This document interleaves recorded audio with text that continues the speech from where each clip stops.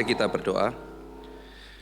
Bapa dalam surga yang terus bekerja untuk membawa kami makin serupa dengan Kristus, biarlah melalui hari ini kami belajar bagaimana Roh Kudus dengan segala kreativitas dan dengan segala bijaksana tertinggi membawa kami pada tujuan mulia tersebut. Biar kami boleh terus bertumbuh dalam anugerah Tuhan. Dalam nama Tuhan Yesus kami berdoa. Amin. Saudara, Roh Kudus adalah roh yang menyucikan, yang menguduskan. Dan ketika Roh Kudus bekerja dalam hati kita, yang pertama dia menjadikan kita yang kotor menjadi suci. Sehingga kita tidak lagi menjadi manusia yang hidup di dalam keberdosaan, tetapi Alkitab menyebut kita sebagai orang suci, meskipun kita masih melakukan dosa. Nah, penyucian yang pertama yang dikerjakan oleh Roh Kudus ini disebut penyucian secara status atau definite sanctification. Secara status disebut orang kudus. Dan pengudusan ini terjadi sekaligus ketika Tuhan membenarkan kita, sekaligus Tuhan menguduskan kita. Sehingga di dalam ajaran reform berbeda dengan beberapa ajaran Injili yang mengajarkan bahwa pembenaran itu adalah akibat pengudusan. Jadi sanctification lalu kemudian justification artinya kita suci dulu baru kita dibenarkan. Nah, baru saya bahas ya hari Minggu yang lalu di KU sore, ada orang yang bertanya kepada saya, kalau hari ini saya misalnya tidak berdosa, saya mati kan saya masuk surga. Lah kalau besok saya pas berbuat dosa, pas kemudian saya kecelakaan mati gimana? Apakah saya masuk neraka? Pertanyaan ini mengandaikan bahwa justification atau pembenaran kita, keselamatan kita adalah bergantung kita kudus apa tidak, atau bergantung pada jasa kita. Maka dia punya konsep, kalau saya bisa menjaga diri saya kudus, maka saya dibenarkan oleh Allah. Berarti dia punya konsep sanctification baru justification. Ini salah. Yang benar adalah ketika kita dibenarkan oleh Allah dan dasarnya Roma pasal 8 ayat 1, tidak ada lagi penghakiman. Sekarang tidak ada lagi penghakiman. Kenapa? Di dalam Kristus. Itu ajaran dari Paulus. Di dalam Kristus berita sukacitanya adalah tidak ada lagi penghakiman. Nah, tetapi pembenaran itu sekaligus ayat kedua dalam Roma pasal 8, Paulus bicara mengenai sanctification atau pengudusan. Sehingga ini adalah ciri khas dari teologi reform, sanctification dan justification terjadi sekaligus. Ketika kita mengatakan, Pak ini kan doktrinal sekali, tetapi bukankah bisa menjawab pertanyaan yang kelihatan begitu sederhana? Minggu lalu saya cerita ada 2 kasus. Salah satu kasus yang paling menjadi penghiburan adalah ketika saya besuk satu orang yang sudah hampir meninggal. Dia di tempat tidur, sudah dying, lalu kemudian ketika saya besuk, lihat kondisinya sudah sangat tidak tertolong penyakitnya, lalu kemudian dari wajahnya terlihat dia ingin bicara sesuatu kepada saya. Saya minta waktu pada keluarga keluar semuanya, saya bicara 4 mata dengan orang tersebut. Lalu dia mengatakan sama saya coba-coba berbuat dosa, kata dia. Dan di dalam hidup saya, sepanjang hidup saya mau hidup kudus bagi Tuhan. Tetapi hari itu saya begitu dikuasai oleh hawa nafsu. Dan saya melanggar firman Tuhan, saya berdosa. Tetapi akhirnya akibat dosa itu sungguh mematikan saya. Dia mengatakan begitu. Hari ini saya mau kembali pada Tuhan. Setiap saat saya menyesali dosa saya. Saya mau pulang sama Tuhan. Pak Ivan, apakah Tuhan masih mau mengampuni saya? Saudara mau jawab apa? Oh, kudus dulu, sanctification dulu, baru justification. Orang itu sedih, ingin mendapatkan jawaban. Nah, saya mengatakan, saya tidak bisa jawab berdasarkan apa yang saya tahu. Saya jawab berdasarkan apa yang Alkitab beritahu kepada saya. Sekarang tidak ada lagi penghakiman di dalam Kristus. Tapi saya pernah berbuat dosa. Dosa apa yang terlalu besar sampai tidak bisa ditanggung oleh Kristus? Dia menangis mendapat kekuatan penghiburan. Jadi kalau saya datang pada Tuhan, Tuhan masih mau terima saya. Faktanya demikian. Dia bukan hanya menerima kamu, Dia menguduskan kamu. Maka dia dengan kedamaian menjadi tenang, dia menangis, berdoa kepada Tuhan. Beberapa minggu kemudian dia pulang kepada Tuhan. Di sebuah rumah sakit seorang bapak bertanya jawab kepada saya di ranjang menjelang kematiannya dan menanyakan ordo salutis. Kaget saya. Ini orang sudah mau meninggal, pertanyaan mengenai ordo salutis. Dia bilang, saya melihat pengajaran di Reform tentang doktrin keselamatan sangat baik. Boleh tidak Pak saya belajar? Oh boleh. Ini baru kali ini ada orang mau meninggal, diskusinya doktrin keselamatan soteriologi. Bicara sampai satu titik, Bapak itu mulai ngaku. Kenapa? Dia sangat tertarik soteriologi. Sepanjang hidup saya melakukan hal-hal yang menyedihkan keluarga saya. Saya merasa berdosa kepada keluarga saya, anak-anak saya. Pak, apakah orang seperti saya masih bisa diampuni oleh Tuhan Yesus? Apakah saya masih bisa masuk surga? Ini orang Kristen loh saudara. Ini orang Kristen yang sudah berpuluh-puluh tahun jadi Kristen. Dan di ranjang sebelum dia meninggal, dia bergumul dengan soteriologi. Bapak dari Reform, Bapak belajar soteriologi, saya percaya Bapak bisa membimbing. Pak tolong kasih tahu saya bagaimana. Saya beritakan mengenai sanctification dan justification. Berita sukacitanya Pak, ketika engkau datang mencari Kristus, engkau dibenarkan bukan karena perbuatanmu. Semua yang kau lakukan, kau harus berdoa pada Tuhan, minta keluargamu dipelihara oleh Tuhan. Apa yang bisa kau lakukan sekarang untuk memperbaiki, lakukan selagi masih ada waktu.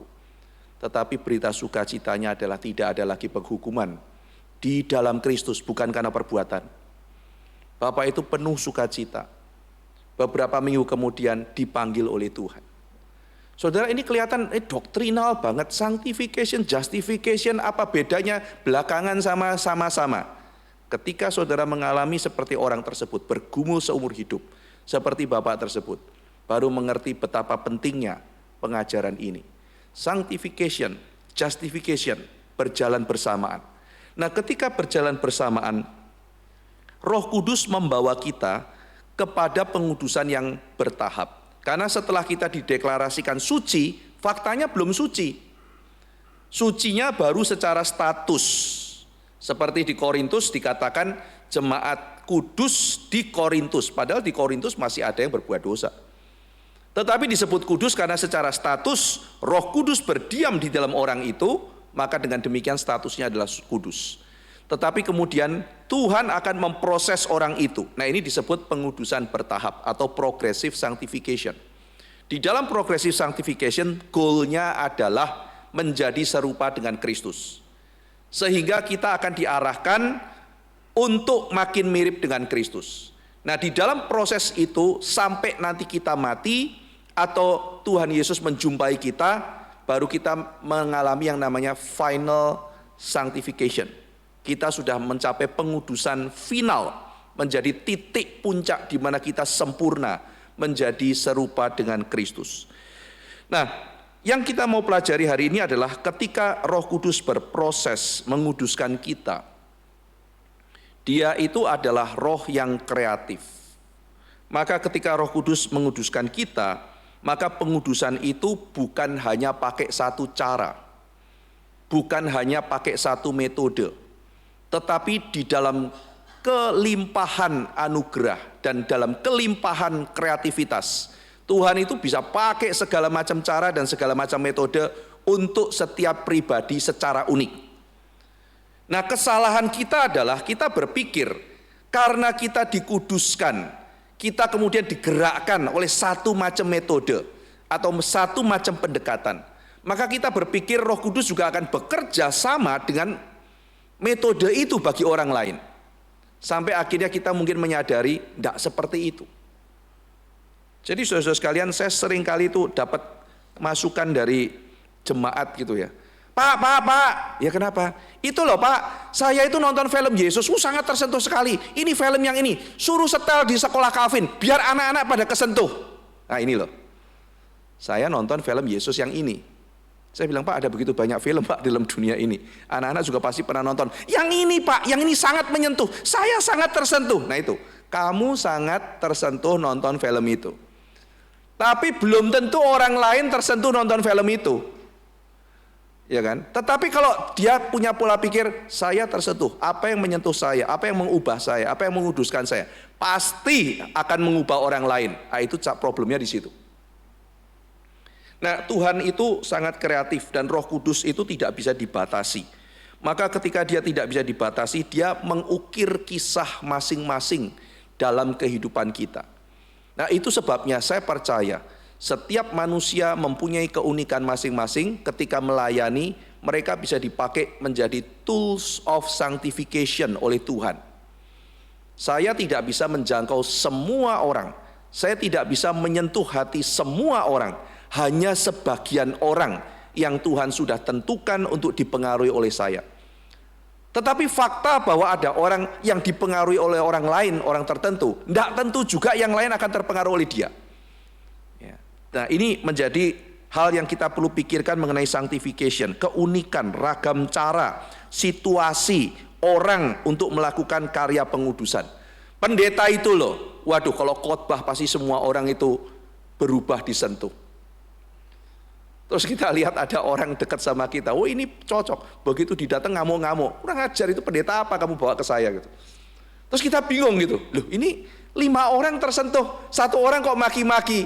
Karena Roh Kudus tidak bekerja hanya melalui satu cara.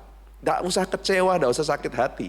Saudara berhasil membawa 1 orang, metode itu dipakai ke orang lain, tidak bekerja, ya sudah. Ada orang mengatakan, jangan PI pakai metode LPMI, jangan PI pakai metode EE dan sebagainya. Kenapa? Karena cuma satu macam, jangan salah.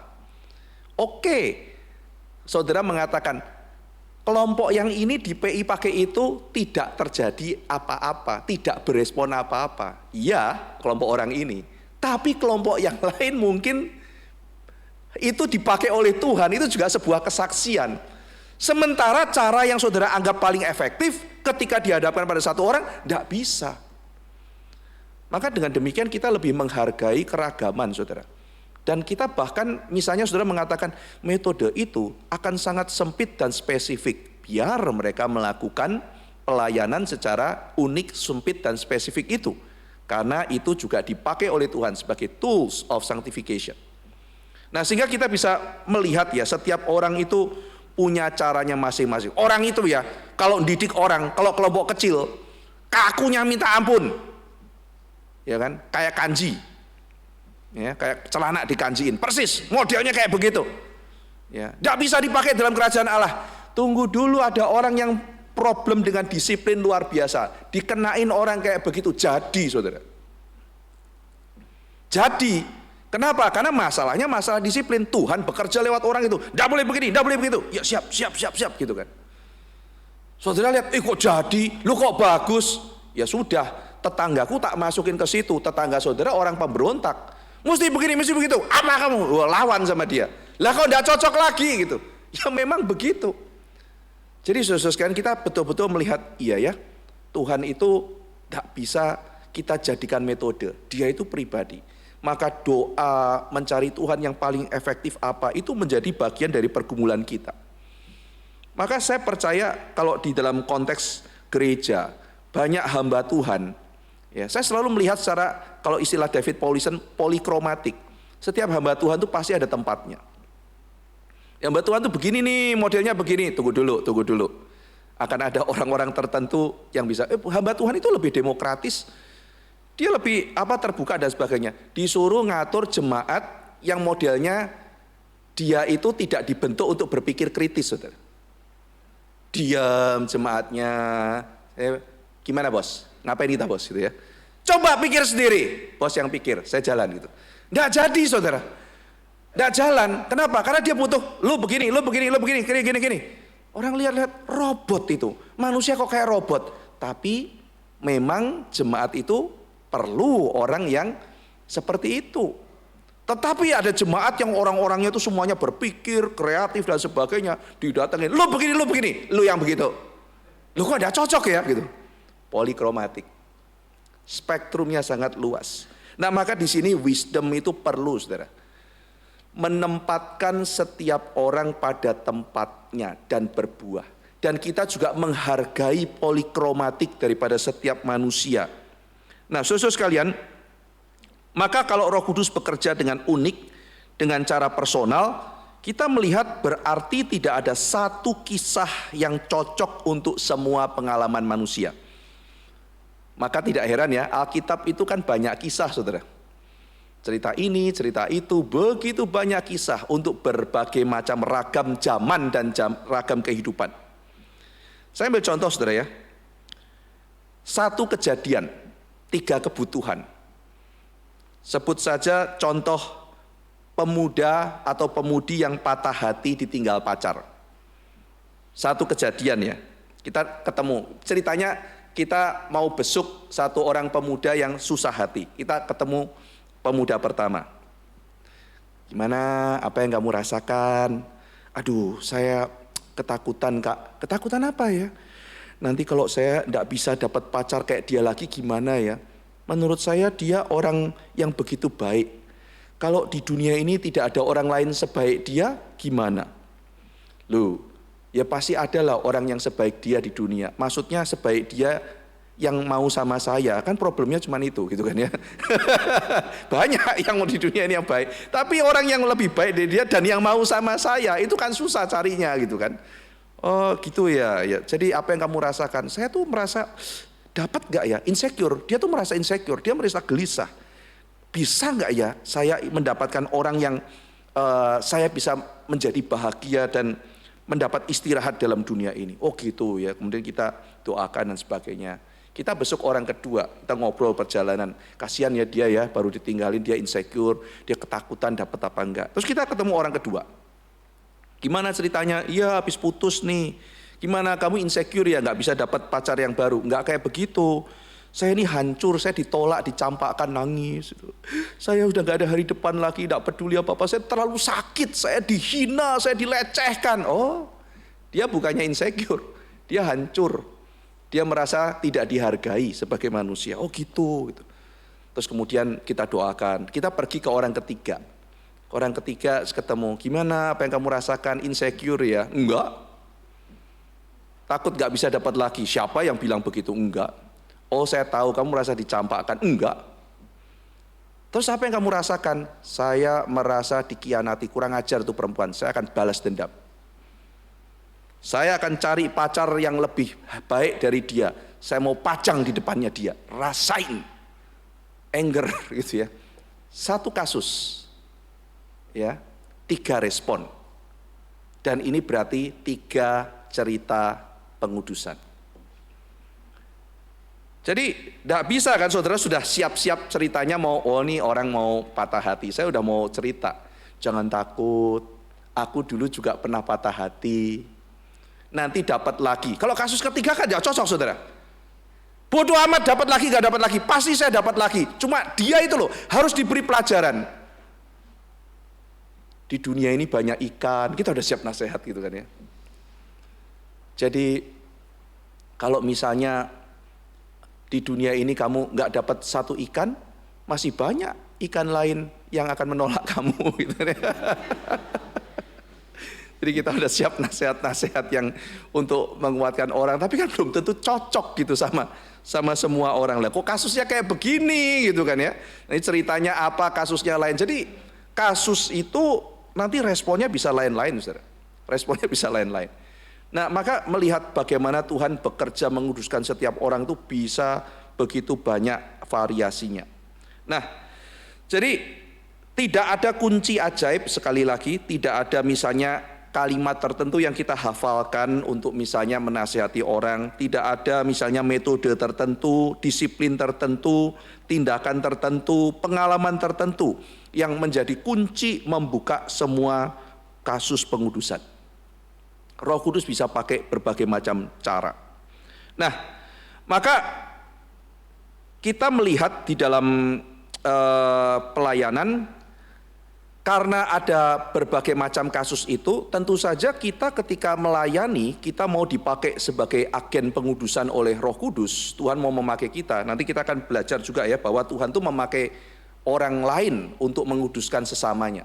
Ketika kita dipakai untuk misalnya memberikan pandangan kita, penghiburan kita, nasihat kita pada orang yang sedang dalam kesusahan. Ketika kita datang memberikan penghiburan dari Tuhan, maka kita juga mesti menseleksi kalimat apa, kebenaran apa yang kita tekankan sesuai dengan pergumulan orang tersebut. Sekali lagi karena setiap orang mempunyai keunikan. Nah, disinilah kita perlu bijaksana melihat setiap orang itu bergumul dengan aspek tertentu, ya. Sehingga kita harus menseleksi bagian-bagian firman Tuhan tertentu untuk kita beritakan di dalam waktu yang tepat. Sehingga dengan demikian kita melakukan istilahnya unbalanced truth. Unbalanced truth. Iya kan? Karena beritanya mungkin tidak utuh. Kenapa tidak utuh? Bukan karena kita tidak memberitakan secara utuh. Tidak mungkin ada orang baru ditinggal papanya pergi meninggal gitu kan. Kita kan nggak mungkin mengajarkan sekarang kita masuk providensia Allah dan suffering 2 SKS, kan nggak bisa begitu sering. Ini orang lagi stres gitu. Jadi kita cuman pilih satu bagian dari kitab suci lalu kita beritakan, berarti kan unbalance. Saya ambil contoh gini saudara. Seorang yang sedang bergumul dengan guilty feeling, ini salahku, ini dosaku, ini semuanya gara-gara aku, dia meninggalkan aku. Ah, kesempatan ini, ya kan? Terus kita bilang, salah siapa? Salah aku. Bertobat, akui dosamu. Barang siapa mengaku dosa, Tuhan itu setia dan adil. Sekarang saatnya, dosamu merah seperti Patma. Bertobat, tangisi dosa-dosamu. Ya hancur saudara. Lah orang lagi bergumul dengan guilt gitu ya. Lalu kamu harus bertobat. Saya diajari Pak Ivan, Injil yang sejati itu harus ada unsur pertobatan dari dosa, teguran terhadap dosa, lalu kemudian berita sukacita. Jadi teguran dosa dulu. Lu, ayo bertobat ya. Sekarang guilty kan? Aku guilty. Ayo bertobat gitu. Ya enggak bisa begitu, Saudara. Stres orangnya gitu kan. Nah, kita memberitakan berita yang unbalance bukan? Di tengah-tengah orang yang sedang menangis, guilt, kita bicara apa? Tuhan itu pengasih, penyayang, panjang sabar, besar kasih, dan setianya. Seperti apapun apa yang kau rasakan, Tuhan lebih besar dari perasaanmu. Kita bicara mengenai cinta kasih Tuhan, penerimaan Tuhan. Sehingga dia mulai membuka hatinya, oh iya ya, seperti itu. Nah, dia mulai bertumbuh.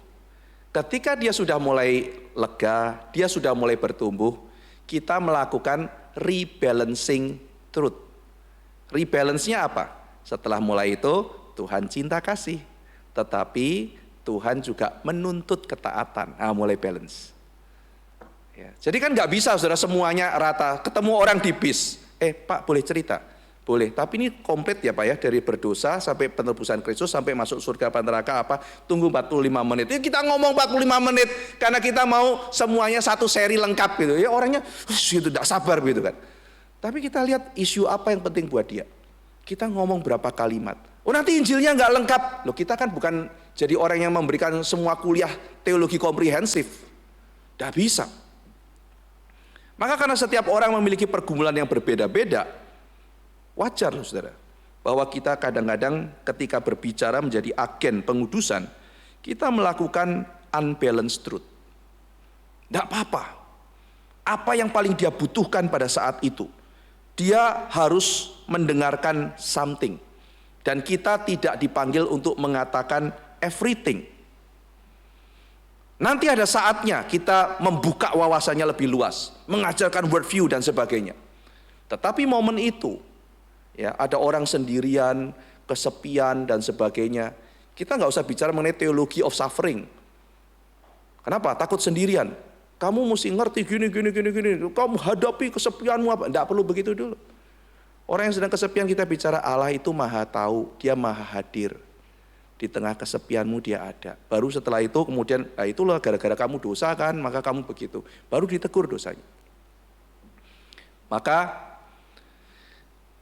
unbalance dan rebalance untuk kepentingan relevansi karena setiap orang itu berbeda.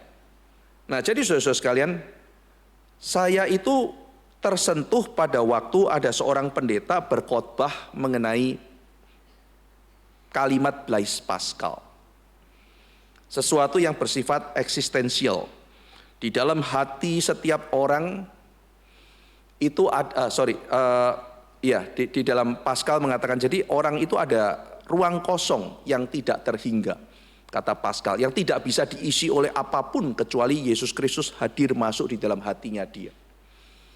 Kalimat itu begitu menyentuh saya pada waktu SMA dan sangat kemudian relate dengan kehidupan saya yang sedang kosong mencari makna. Lalu ada undangan untuk datang menerima Yesus Kristus. Tapi kemudian saudara, ketika misalnya saya mulai berpikir, aku waktu itu tersentuh, sekarang gua cerita nih sama orang lain. Di dalam hatiku ada ruang kosong. Terus ada orang nanya, ruang kosongnya ruang kosong apa sih Pak gitu ya. Nggak nyambung gitu kan ya. Dan nggak relate. Mungkin nggak? Mungkin. Ada orang yang bicara mengenai, janganlah hati-hati masuk neraka apa segala macam. Orang itu tersentuh, dia sedang bergumul mengenai dia mau kemana. Bagi orang lain, mau surga kayak mau neraka kayak bodoh. Kemarin ada banyak orang foto lagi mandi di neraka gitu kan ya. Ada orang yang dapat peduli kok. Di abad pertengahan bicara isu neraka, orang gemeter. Zaman sekarang nggak relate saudara. Ya, jadi setiap zaman, setiap orang mempunyai pergumulan yang berbeda-beda. Ya, jadi sehingga dengan demikian tidak bisa satu hal yang mengubah kita bisa cocok dengan orang lain. Saya diajari, kalau khotbah itu bicara Tuhan itu besar, Tuhan itu cinta kasih ketika masih SMA ya, diajari pembina. Bicara Tuhan itu besar, Tuhan itu cinta kasih, nanti itu orang itu akan tersentuh. Kalau Tuhan itu besar, Tuhan cinta kasih. Ada orang yang dibilang, Tuhan itu besar, Tuhan cinta kasih, cocok. Saya lagi banyak dosa memang. Gak perlu bertobat gitu kan. Tapi ada orang yang ketika ditegur dosanya, waduh saya betul-betul membutuhkan ini. Ada yang ditegur dosanya ngamuk saudara. Ya. Satu orang datang bilang gini, saya sangat bersyukur dengar khotbahnya Pak Tong. Dia bertobat saudara. Bertobat terima Tuhan Yesus jadi orang Kristen gara-gara nonton Reform 21. Jadi dia itu suka nyolong-nyolong diam-diam tanpa ketahuan istrinya nonton Reform 21. Ya, jadi kalau istrinya lagi tidur dia diam-diam nyalain TV, pagi-pagi nonton. Begitu istrinya bangun dia matiin TV-nya. Istrinya curiga, ini nonton apa nih suami saya? Biasanya kalau suami diam-diam nggak kasih nonton istri kan ini nonton yang nggak bener ya. Ini nonton porno apa ini suami saya ini gitu kan ya. Terus suatu ketika istrinya bangun, ya suaminya nggak sadar dia masih nonton. Terus itu sama istrinya, nah ketahuan, cepat-cepat dia matiin itu. Sudah, nggak usah dimatiin. Ketahuan kan nonton Pak Tong. Nonton Pak Tong, suaminya gengsi, ya kan? Dia bilang istrinya, apa itu Kristen, apa itu Kristen. Tapi dia nonton Pak Tong dia seneng, ya. Akhirnya dia diam-diam karena malu sama istrinya. Kalau istrinya tidur dia nonton Pak Tong. Jadi matiin lagi gitu. Lalu dalam kesaksiannya dia mengatakan, saya melihat penjelasan pendeta Stephen Tong sangat jelas sekali. Karena Pak Tong membandingkan kalau agama lain begini, denominasi lain begini. Sehingga saya sangat clear dan memahami apa yang diajarkan kitab suci. Saya nggak ngerti maksudnya. Pak Tong jelasin, saya ngerti. Oh kalau kayak begini kekristenan tidak seburuk yang saya sangka. Lalu kemudian dia mulai belajar, hatinya mulai disentuh. Dan kemudian mengatakan sama istrinya, saya mau cari gereja tempat Pak Tong, saya mau katekisasi. Istrinya kaget, kamu mau katekisasi? Iya aku mau katekisasi. Akhirnya dibaptis saudara. Bapak ini memberikan hidupnya untuk Tuhan Yesus. Wah ini bagus, kita membandingkan dan sebagainya. Saudara ngomong sama orang lain, kita bandingkan begini. Lu ngomongin gereja lu sendiri, kan gitu kan. Tidak ada sesuatu yang sama saudara. Setiap orang kisahnya itu macam-macam. Jadi mungkin ya yang terbaik adalah apa yang Tuhan percayakan kepada saudara dan saya, lakukan.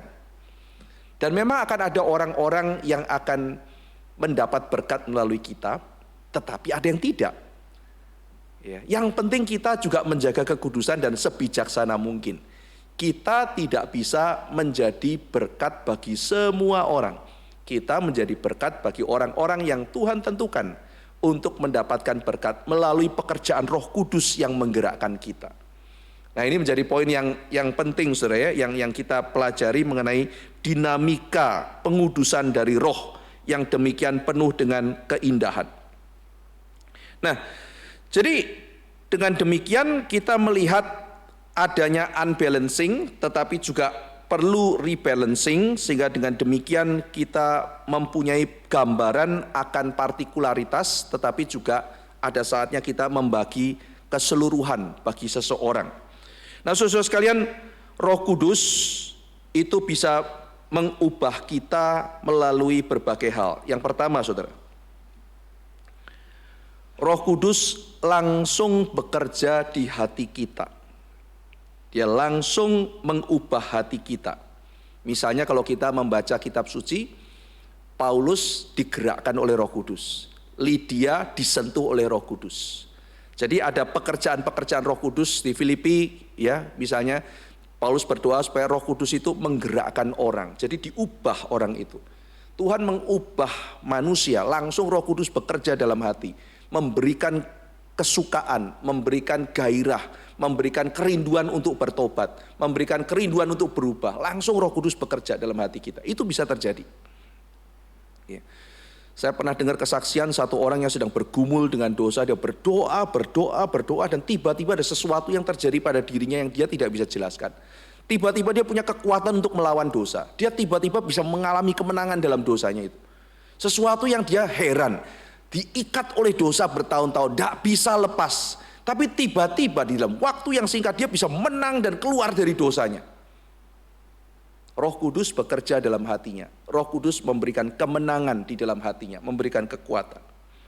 Nah, tetapi ada cara yang lain, saudara. Yang kedua, truth, melalui kebenaran. Misalnya Alkitab dipakai oleh Tuhan. Kita ingat ya, Agustinus waktu itu sedang baca kitab suci. Lalu dia baca Roma pasal, hari sudah hampir malam, hampir siang, itu ya, bagian itu ya. Jadi dia baca bagian itu, lalu kemudian Roma 12 ya kalau nggak salah. Jadi dia baca bagian itu, lalu kemudian diubahkan oleh Tuhan ketika membaca bagian firman Tuhan. Roh Kudus bekerja memakai firman. Ada orang di dalam penjara, saudara, dia sudah hampir kehilangan iman, dimasukkan ke penjara karena imannya, dan dia sudah kehilangan segala macam pengharapannya. Dia mulai marah sama Tuhan dan sebagainya.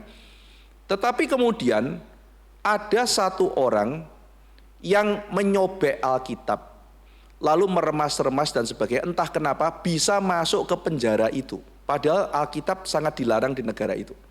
Bisa ada dia pegang, lalu dia buka bagian itu. Tulisannya apa, saudara? Bahwa tidak ada seorang pun yang bisa memisahkan orang dari kasih Kristus, termasuk penjara dan sebagainya. Wah, orang itu akhirnya mendapat kekuatan. Dia terus bertahan, beriman kepada Tuhan. Jadi lewat firman yang diberitakan, lewat kebenaran firman, Roh Kudus bekerja, mengubah kita, memurnikan kita, menguatkan kita, memberikan dorongan pada kita. Truth change us. Yang ketiga, Tuhan pakai wise people. Nah, ini saudara seiman, orang-orang yang sudah digerakkan oleh bijaksana Roh, lalu kemudian memberikan nasihat kepada orang lain. Pendeta bisa dipakai oleh Tuhan, guru bisa dipakai oleh Tuhan, rekan seiman, pasangan bisa dipakai oleh Tuhan. Jadi orang-orang rohani, orang-orang yang penting, orang-orang yang di sekitar kita bisa menjadi agen dari Roh Kudus untuk mengubah kehidupan kita. Nah, maka ketika kita sedang bergumul dan seringkali juga meminta jawaban dari Tuhan, seringkali kita hanya fokus kepada suara-suara dari langit. Ya kan? Jadi kan Roh Kudus bisa memang menggerakkan kita langsung, Roh Kudus bisa memakai firman, Roh Kudus juga bisa memakai orang lain. Saya tuh harus bagaimana, pimpinan ke depan seperti apa. Kadang-kadang kita fokus pada suara dari langit. Tetapi kadang-kadang Tuhan itu bicara lewat manusia. Ya, saya lagi ngobrol sama seorang anak yang lagi hilang iman. Menarik saudara, di telepon, Pak, ini anak malang sekali, nasibnya itu susah, aduh kasihan Pak anak ini, anak remaja. Pak tolong konseling dia ya, dia sudah hampir hilang iman. Cerita keluarganya, saya kaget, tragedi. Kasihan anak ini. Tapi minggu ini saya ada pelayanan, saya bilang gitu. Gak bisa lebih cepat lagi Pak, saya mau, cuman gimana ini. Nanti anaknya kalau sudah terlalu stres gimana Pak gitu. Oke, kita lihat nanti ya. Lalu kemudian itu hari Jumat, ya hari Kamis saya dikontak, hari Jumat pelayanan hari Minggu dibatalkan saudara. Saya kontak Bapak tadi, Pak pelayananku hari Minggu dibatalkan, jadi habis khotbah di remaja saya bisa bawa anak remaja itu untuk makan siang sebelum nanti pelayanan lagi, pas makan siang saya konseling. Oke, kata dia begitu. Nanti saya atur ya Pak ya. Iya. Jadi ternyata itu kenalan Bapak tersebut gitu ya. Jadi setelah selesai khotbah, saya ajak anak tersebut untuk makan. Ketika makan dia cerita pergumulannya dia dan sebagainya. Lalu dia cerita, saya tuh berdoa sama Tuhan. Tuhan tidak pernah jawab pertanyaan saya. Ya, padahal saat itu kan saya lagi menjawab pertanyaan dia gitu kan ya. Di mana Tuhan, kenapa saya menderita dan sebagainya. Saya tanya kenapa Tuhan gak jawab. Ya saya kan biasa menggunakan yang namanya indirect communication dari dulu. Tidak menjawab secara langsung tetapi memakai cermin, baik itu cerita, perumpamaan dan sebagainya, supaya orang itu lebih memahami apa yang disampaikan. Maka saya cerita, suatu hari ada orang lagi kena banjir, terus dia di atap rumah, terus kemudian dia doa sama Tuhan, Tuhan, ya kan. Kalau versi aslinya kan Santo Petrus gitu kan ya. Saya kan orang reform jadi saya ubah gitu kan ya. Jadi Tuhan gitu ya. Tolong berikan ini pertolongan gitu ya. Terus tiba-tiba ada perahu datang ya. Woi, cepetan ayo, pakai perahu karet. Cepetan ke sini. Hei, diam, jangan berisik. Saya kan lagi doa sama Tuhan. Pergi kamu, pergi. Airnya makin naik. Tuhan, tolong air makin naik. Tim SAR datang. Oh, cepat. Sudah hampir sampai atap loh. Kamu tuh berisik, saya lagi doa, pergi kamu. Ya, pergi. Terus benar-benar sudah sampai seleher. Ada kapal datang, kapal TNI. Cepetan naik, berisik semuanya. Saya sudah mau mati nih. Gak lihat saya lagi berdoa. Terus pergi, matilah dia. Sampai sudah di surga tanya, Tuhan, saya udah minta tolong, kenapa gak ditolong? Loh, saya udah kirim 3 kapal loh gitu. Maksudnya adalah dia tidak menyadari 3 yang datang itu dari Tuhan.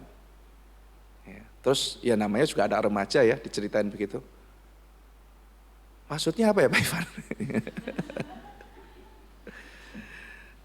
Maksudnya adalah aku sekarang lagi ngomong sama kamu. Kamu kan tadi bilang ya kan, minta tolong sama Tuhan, kenapa Tuhan gak jawab-jawab pertanyaanku? Lah dari tadi kan aku jawab pertanyaanmu. Harusnya aku khotbah, enggak jadi, diketemuin sama kamu. Rencana siapa? Rencana Tuhan. Berarti Tuhan lagi jawabin kamu, meskipun lewat saya. Oh, dia nangkep gitu kan ya. Oh iya.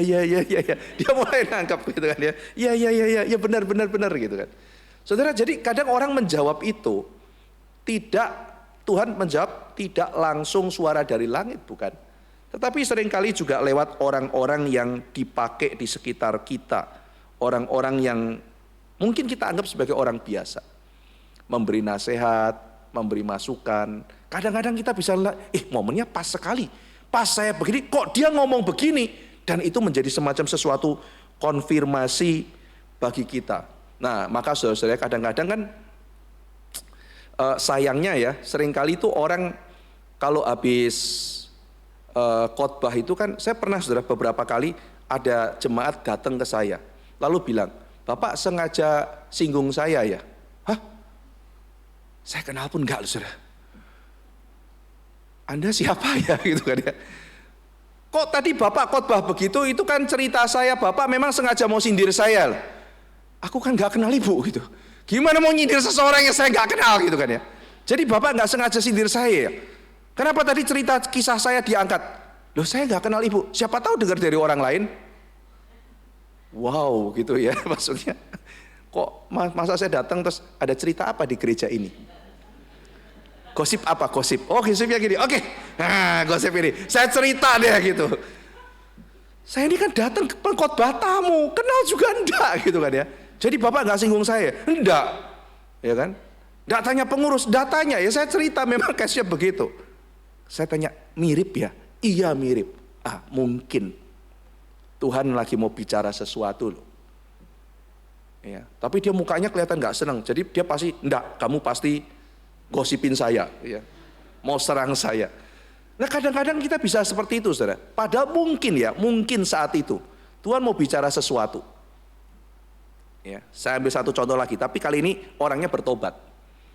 Ada satu orang pemuda, dia ikut kebaktian tempat saya. Saya khotbah mengenai penderitaan. Nah pemuda ini memang hidupnya susah. Setelah saya khotbah mengenai penghiburan Tuhan bagi orang yang menderita dan sebagainya, pemuda ini maju ke depan bilang, Pak Ivan tahu cerita saya dari siapa? Nah, kembali pertanyaan standar, kamu siapa? Boleh kenalan dulu. Nggak kenal kok gitu. Lah orang datang tiba-tiba ngomong, ini kamu menyindir saya nggak kenal kamu gitu. Kenapa ceritanya bisa sama? Nah ini, orang mengklaim seluruh dunia cuman kisah hidupnya punya dia gitu. Saya bilang sama dia, seorang pemuda yang bergumul dalam kesulitan, merasa sedih tetapi sebetulnya adalah anugerah. Itu kisah begitu banyak orang dalam seluruh dunia ini. Kalau kamu bisa begitu relate, artinya mungkin Tuhan sedang mau pakai khotbah saya untuk bicara sesuatu hal dalam hidupmu. Lebih baik direnungkan daripada kemudian menyerang pengkhotbahnya. Orang itu akhirnya bertobat, saudara. Dibaptis jadi orang Kristen. Sampai hari ini masih beribadah dan melayani. Ya, tetapi dia pikir begitu, loh kok sama? Itu cerita beberapa kali, saudara. Ada beberapa orang yang bertobat terima Tuhan juga bilang gitu. Nek orang Jawa bilang, tak kira ngerasani aku gitu. Dirasani gitu ya. Lah gimana mau ngerasani, kenal juga enggak kok, gitu kan ya. Nah jadi seringkali hal-hal semacam itu Tuhan yang berbicara. Nah secara positifnya kita kan kadang-kadang begitu, saudara. Sedang ada pergumulan, datang Tuhan bekerja. Sekarang saya cerita yang positif deh, ya, yang orangnya betul-betul mendapatkan jawaban dari Tuhan. Suatu hari saya di Kupang, diminta khotbah sama pendeta lokal di satu gereja namanya Gereja Efata. Itu Gereja Efata, gereja terbesar di Soe. Nah lalu kemudian pendeta, saya bilang sama pendeta, Pak saya khotbah paling pagi ya karena saya ngejar pesawat. Oke, kalau gitu Pak Ivan ibadah setengah 6 pagi. Jadi itu gereja kalau nggak salah 7 kali ibadah. Jemaatnya banyak, ya kan? Ya, namanya juga kota 99% Kristen, saudara. Ya, jadi kalau di sana bicaranya bukan penginjilan, tapi pemekaran gereja, kebanyakan jemaat. Maka ketika bicara penginjilan, apa itu Pak penginjilan? Nambah orang udah banyak, kita ngomongnya mecah bukan nambah. Gitu. Nggak bisa, harus ditambah. Gitu. Nah jadi intinya saya khotbah setengah 6 pagi. Wah itu dealnya susah sekali. Dealnya sangat susah. Karena dia hanya suruh saya khotbah 5 menit. Saya bilang enggak bisa Pak, saya khotbah paling tidak 45 menit. Terlalu panjang Bapak. Jangan 45 menit. Orang di sini tidak suka khotbah panjang, seluruh dunia juga enggak suka gitu kan ya. Terus dia bilang, sudah Bapak 10 menit, jangan 10 menit, 45 menit. Ya, terus dia bilang, jangan Bapak, nanti ada kebaktian kedua jam berapa? Saya setengah 8, ya ada 2 jam kan Pak. 45 menit, 40 menit deh saya bilang itu. Jangan 40 menit, sudah terakhir 15 menit. Saya bilang, kok tawar-tawaran? Saya bilang, Pak enggak, saya kalau gitu mending saya enggak usah khotbah. Saya jauh-jauh datang sampai ke Soe di sini disuruh khotbah cuma 15 menit gimana? Papa nanti jemaat marah kalau Bapak lama. Ya. Jemaat kita nanti suka ngerokok di pinggiran. Bapak nanti jangan tegur ya. Lah kalau ngerokok di pinggir kebaktian saya tegur Pak. Kita orang timur tidak suka ditegur. Lah, saya pergi ke Ambon dibilang orang Ambon tidak suka ditegur. Saya ke Batam bilang orang Batam tidak suka ditegur. Saya ke Semarang bilang orang Jawa tidak suka ditegur. Memang betul Pak, manusia berdosa tidak suka ditegur itu. Bukan masalah karena orang timur, orang barat, orang bukan itu. Manusia begitu. Nah, kalau misalnya jemaat Bapak ngerokok di luar, ya sudah. Saya gimana mau negur orang pergi keluar ngerokok. Tapi kalau ngerokok di pinggir, saya tegur. Ya, terus akhirnya dia, ya sudahlah Bapak 30 menit kata dia begitu. Saya baru tahu kenapa saya dikasih 5 menit saudara. Kebaktian 2 jam, paduan suaranya 12. Paduan suaranya 12. Bukan paduan suara resmi gereja ya. Persembahan pujian dari keluarga Bapak Andi, ya, nyanyi sama anaknya gitaran. Persembahan dari Bapak Yosa, maju sama Papa Mama. Kayak begitu semua 12. Mati, ini banyak banget. Pantes saya cuma dikasih 5 menit gitu kan ya. Oh ternyata kebaktian kayak begini gitu ya. Paduan suara, nyanyi terus itu. Akhirnya saya khotbah. Kira-kira setengah jam. Saya lihat muka orang masih dengerin. Tidak ada yang jalan dan sebagainya. Saya khotbah lagi sudah 40 menit. Ya, 40 menit, amin, saya keluar. Tidak ada satupun yang jalan-jalan. Kenapa? Karena mereka selama ini nggak pernah dengar Injil. Lalu kemudian saya keluar dari tempat itu, sedang menuju ke keluar pintu, dicegat sama satu orang ibu. Bapak, tolong, Bapak berhenti. Wah, ada apa nih ibu? Terus dia ketok pintu kan, kita bukain kaca. Bapak sudah sarapan.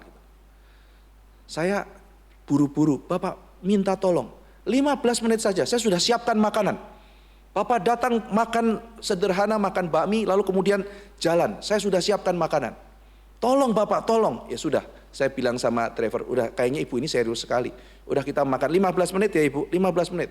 Kita datang ke situ, makanan disiapkan, makan. Sambil makan itu ibu ini cerita. Bapak, saya tadi pagi, kemarin malam sudah mengatakan saya sudah selamanya tidak akan pergi ke gereja lagi. Saya hilang iman. Tetapi karena saya Kristen dari kecil, saya putuskan besok saya mau pamit sama Tuhan, sama gereja untuk selamanya tidak mau ke gereja lagi. Ya, ngambek nih ibu ceritanya gitu kan ya. Nah, biasanya saya datang yang 7:30, tapi malam itu saya tidak bisa tidur. Karena tidak bisa tidur, saya bangun jam 3, lalu kemudian pikir, sudahlah seger begini, datang yang 5:30. Saya datang 5:30, Bapak yang khotbah. Dan apa yang Bapak khotbahkan adalah jawaban pertanyaan saya. Hari ini saya putuskan, saya nggak jadi ngambek sama Tuhan. Akan ke gereja lagi jadi sungguh-sungguh. Saudara, kayak begitu kan sanctification ya. Dan terjadi melalui apa saudara? Melalui sesuatu yang kita nggak bisa tebak. Dan itu dipakai orang lain. Nah ini kan yang ketahuan. Saudara, pelayanan berapa banyak yang nggak ketahuan. Ketika kita melayani, kita bicara sama seseorang dan Tuhan, ada orang yang langsung mengakui. Ada orang yang ketika gede baru merasakan pengaruh itu. Saya dipengaruhi siapa ya? Oh, dipengaruhi oleh dia loh gitu. Tuhan pakai orang lain saudara. Jadi ketika kita juga berpikir, kita berpikir Tuhan saya mau mencari jawaban dari Engkau. Bagaimana saya bertumbuh? Mari kita coba peka melihat orang-orang yang mungkin kita tidak prediksi di sekitar kita, yang mungkin dipakai oleh Tuhan. Yang keempat saudara, Roh Kudus memakai situasi, bahkan situasi dan orang yang sulit. Menarik ya, Roh Kudus menguduskan kita lewat situasi yang sulit. Roh Kudus juga menguduskan kita lewat orang yang sulit. Struggling. Tuhan kasih bos yang galak. Tuhan kasih lingkungan yang menakutkan buat kita. Orang Israel itu ketika dikuduskan oleh Tuhan dikasih padang gurun saudara. Bukan hotel AC. Saya bikin kamu 40 tahun puter-puter hotel bintang 5. Hahaha, enggak begitu saudara. Rasakan kamu, nikmati kolam renangnya, rasakan. Enggak begitu kan saudara. Tuhan kirim, saya mau kuatkan kamu. Gimana Tuhan? 40 tahun padang gurun. Maka dia dimasukkan ke dalam padang gurun. Tapi itu juga bagian pembentukan saudara. Mereka itu kan budak ya. Lalu kemudian harus menghadapi pasukan Kanaan yang tangguh-tangguh itu. Oke, satu sisi kita mengatakan Tuhan pasti udah jamin mereka pasti menang. Ada supranatural. Tetapi Tuhan juga pakai cara natural. Ditempa di padang gurun, lalu mereka bertarung. Ya, saudara jangan lupa ya, orang Israel di Mesir jadi budak dulu, baru jadi serdadu. Saudara kita coba pikir ya, kalau misalnya sekolah model Logos, Petra, lalu model-model sekolah apa ya di sini apa, Citahati gitu-gitu ya, tarung sama anak STM,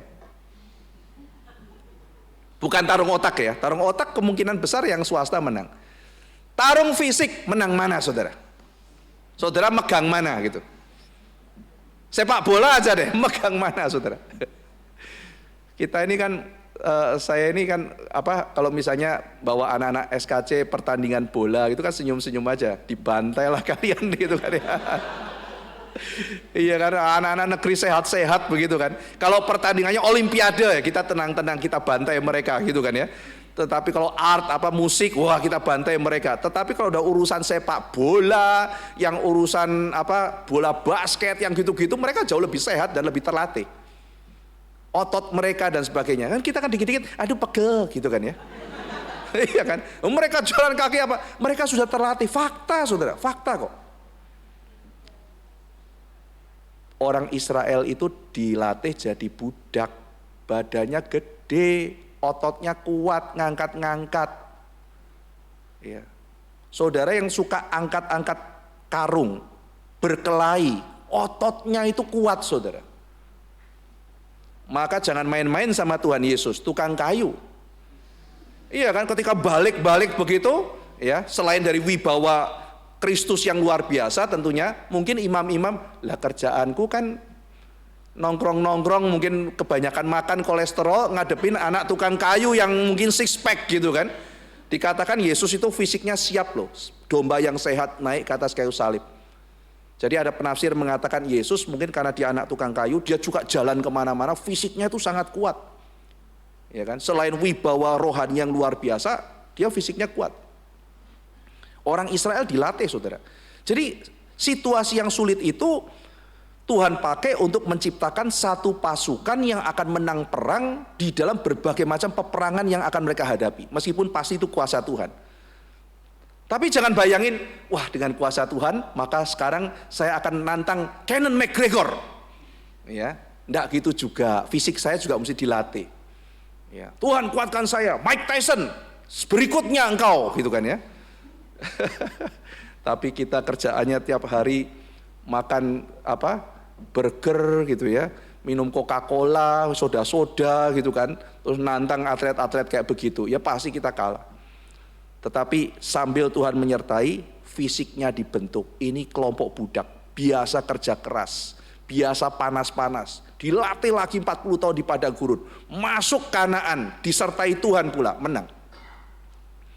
Saya membaca itu ya, 40 tahun adalah persiapan menghasilkan tentara yang tidak kalah di dalam berbagai peperangan. Itu cara Tuhan melatih. Jadi kayaknya Tuhan kejem ya, enggak, pelatihan tentara. Ya jadi itu sebabnya saudara, situasi yang sulit dan orang yang sulit seringkali membuat kita harus berpikir, Tuhan, pengudusan apa yang kau sedang kerjakan dalam hidup saya? Ketemu orang kayak begini, ketemu situasi seperti ini. Nah ini adalah 4 hal yang bisa dipakai oleh Roh Kudus untuk mendatangkan kepada kita pengudusan. Nah jadi Tuhan bisa pakai berbagai situasi dengan berbagai macam cara, berbagai macam pendekatan kebenaran untuk membawa kita kepada pengudusan.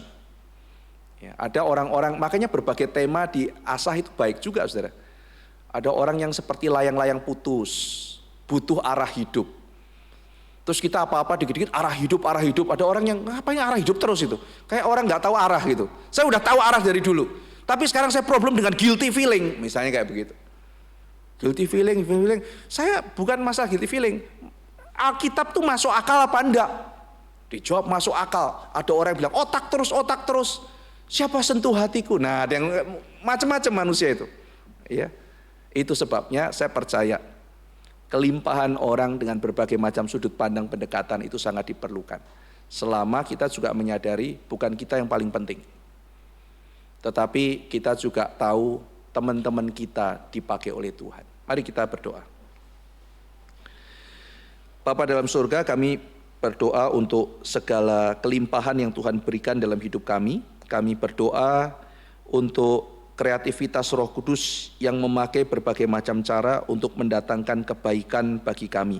Kami percaya bahwa kami tidak bisa memonopoli cara metode, karena Roh Kudus adalah roh yang dengan hikmat dan kreativitas bekerja dengan berbagai macam cara. Tolong kami kagum dan tolong kami untuk boleh belajar berhikmat di dalam dipakai oleh Tuhan menjadi bagian dari pengudusan yang lain. Terima kasih ya Tuhan, dalam nama Tuhan Yesus kami berdoa. Amin.